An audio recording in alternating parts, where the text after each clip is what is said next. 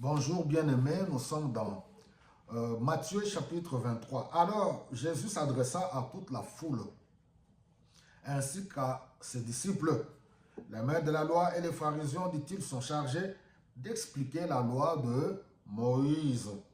Vous devez donc leur obéir et accomplir tout ce qu'ils vous disent.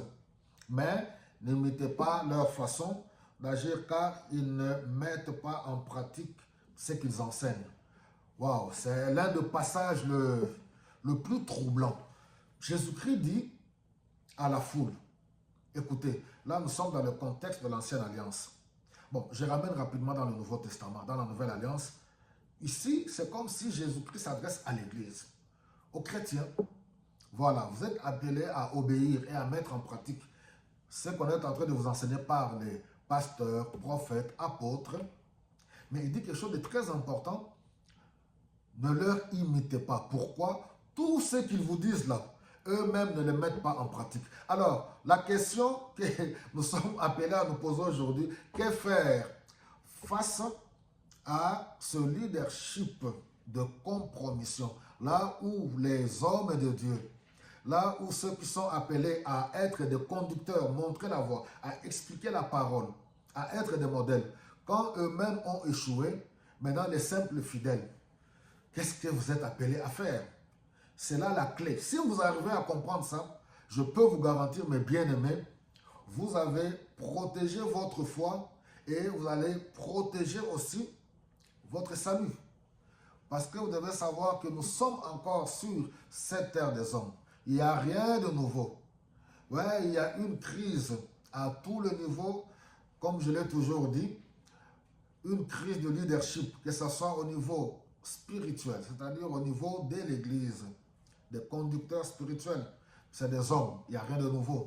Crise au niveau, voilà, à tous les niveaux, au niveau politique, à tous les niveaux, il y a une crise. Il y a tellement l'inversion des valeurs. Que faire? Alors c'est pour cela le but de ce message, c'est pour dire aux vrais enfants de Dieu. Parce qu'on se connaît, je vois comment les gens se plaignent, les gens parlent. Voilà les pasteurs, les hommes de Dieu, voilà l'église, voilà l'église. Vous avez raison dans tout ce que vous êtes en train de dénoncer. Voilà votre mécontentement, votre déception. Mais laissez-moi vous dire la vérité. Mes bien-aimés, cela n'arrangera pas les choses. Si, un, vous ne priez pas pour eux, de deux, si vous ne priez pas pour vous-même, pour conserver votre foi, votre salut, parce que le jour du jugement, chacun de nous aura de comptes à rendre pour ses faits et gestes. C'est pour cela qu'il dit, mettez en pratique. Obéir. Alors là, c'est encore quelque chose de très important. Comment allez-vous obéir et mettre en pratique ce que vous ignorez vous-même? C'est pour cela que je vous le dirai toujours. Il est plus que temps que vous puissiez vous engager vous-même dans une relation intime, à étudier, à méditer la parole, à connaître la parole. Le Saint-Esprit est là pour vous aider, pour nous aider à aimer la parole, à faire des études, à faire des recherches, pour que vous ne puissiez pas tomber dans ce piège, ne pas être le proie facile de tous ces fanfarons, de tous ces diseurs de bonne aventure.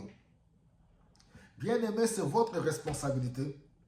Étudiez la parole, aimez Dieu, aimez Jésus-Christ, mettez la parole en pratique. C'est le seul moyen pour vous protéger. Mais si à cause des dérapages, à cause du fait que les leaders se sont compromis et que vous décidez vous-même à vous compromettre ou vous décidez à abandonner la foi, parce que nous savons, l'ennemi est à l'œuvre. Il fait des sortes pour empêcher, comme c'est un leadership d'égarement. Eux-mêmes, si vous lisez la suite, vous allez voir qu'eux-mêmes, ils sont égarés, ils sont privés du royaume des cieux et ils vont vous empêcher.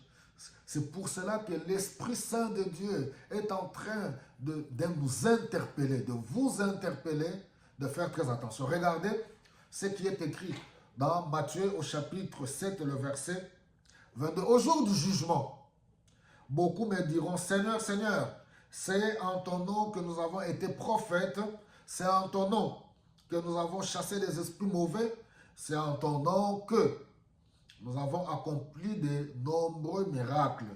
Ne les sais-tu pas? Alors je leur déclarerai, je ne vous ai jamais connu. Allez-vous-en loin de moi, vous qui commettez le mal. Triste sort, mes bien-aimés. Vous pouvez vous imaginer?